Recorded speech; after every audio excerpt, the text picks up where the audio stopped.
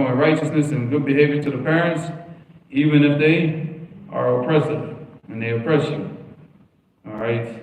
And that's regardless. I mean, because if you look at the rights of the parents over the person, and it's the same rights as anybody that's in authority.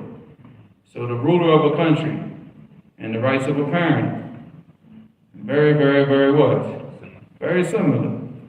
So, you know, if you look at the hadith about the obedience to the Muslim ruler, and you look at the hadith to the obedience to the parents, what? Obedience to them is wajib, except for what?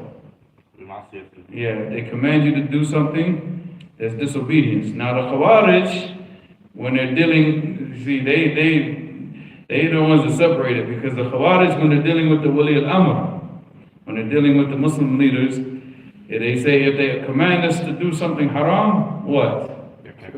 No, yeah, well, they take away all obedience to them, not the obedience in that thing. So then you ask them, okay, would you do the same thing for your parents? You know, so if your parents tell you to do something that's haram, does that mean that you don't obey your parents ever again and you make takfir of them? And they say, no, but it's the same thing, because the issue about them is what? Authority. So the Prophet ﷺ, he said about obedience to the ruler, to an oppressive ruler, is it still wajib or no?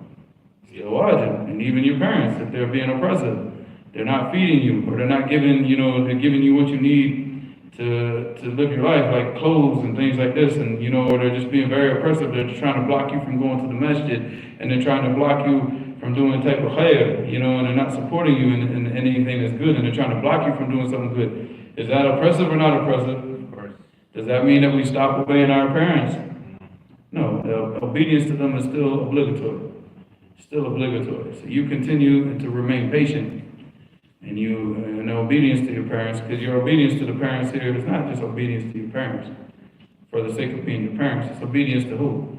Allah. It's obedience to Allah, because you're following the commands of Allah by being obedient to them.